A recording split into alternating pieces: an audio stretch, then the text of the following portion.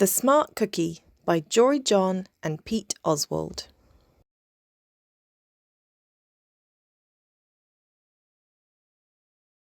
Greetings, I'm a cookie. I live in a bakery on a street corner near a river. Come on in. Welcome to our little community. It's a warm and supportive place to spend some time. Pretty fantastic, eh? These days, life is sweet. But my journey wasn't always a cakewalk. When I was younger, I couldn't have imagined fitting in here. For a long time, I didn't feel comfortable speaking up or sharing my ideas. I didn't feel like a smart cookie. I wanted to be a cookie who knew all the answers. A cookie who felt confident in a group. A cookie who said, "Aha," when solving a puzzle. Like this. Aha!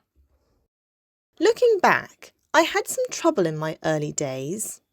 I went to school in a gingerbread house. Our teacher, Ms. Biscotti, was kind and patient. When I arrived each morning, she'd wave at me and smile. But I didn't get the best grades. And I never raised my hand because I couldn't think of the answers as fast as the others. And I was the last to finish most tests. Sigh. It wasn't because I didn't care, and it wasn't because I didn't try. Sometimes I'd get distracted and mess up, even though I knew the material. Those were the most frustrating moments of all. Once, I misspelled the word dough. That was rough.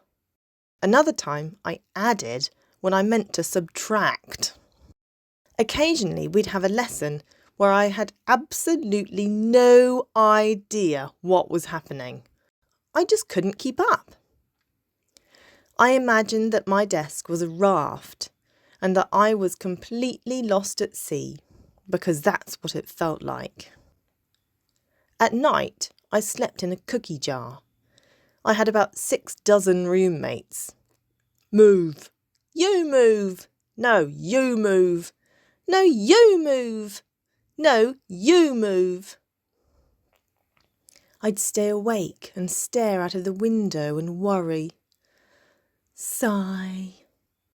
And it went this way, day after day after day.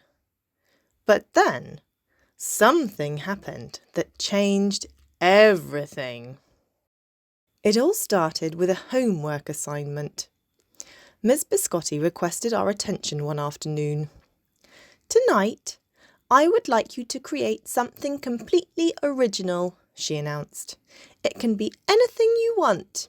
Please bring it to class tomorrow." That was it. There were no further instructions. Ms. Biscotti winked at me as I gathered my belongings. I felt like I had 1,000,000 butterflies in my stomach. Create anything? Something original? Due tomorrow?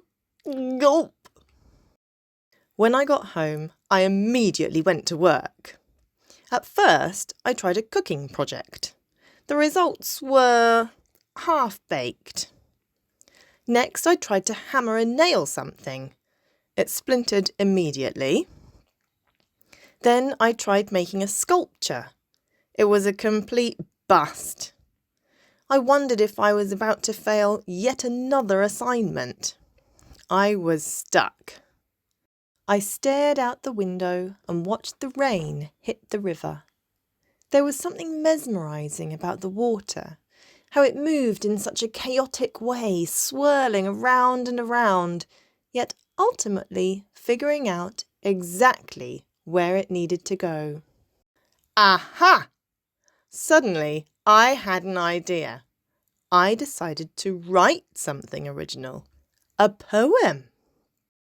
I came up with a title based on how I'd been feeling. My crummy days. After that, the rest of it seemed to fall into place. I wrote and I wrote. I lost track of time. An hour went by in a flash. Aha! I said when I was finished. I couldn't sleep that night. But it wasn't because I was worried. It was because I was excited. I felt like I had really accomplished something.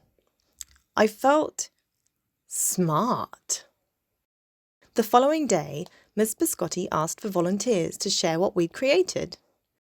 One kid showed off his original frosting art. Another kid revealed her sprinkle distribution machine. It was neat seeing how everyone was good at such different things.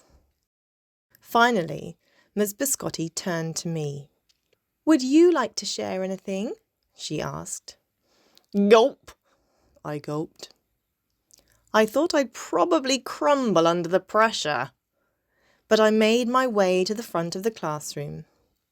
I noticed my hands were shaking. My mouth went dry.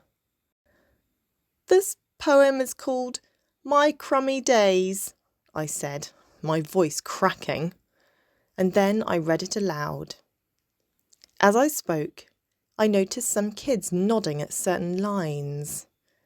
Other kids laughed at parts that were supposed to be funny.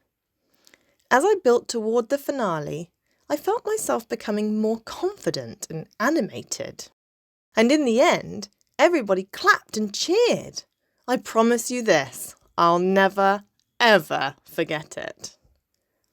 Miss Biscotti was beaming. "No one but you could have written that poem," she said. "It was completely original." Aha! I had done it. I'd created something and shared it with the world. Well, my world at least. The rest of the day was a blur. By recess, I was already planning my next poem. I would call it My Sweet Morning. Aha! I thought when I came up with the title.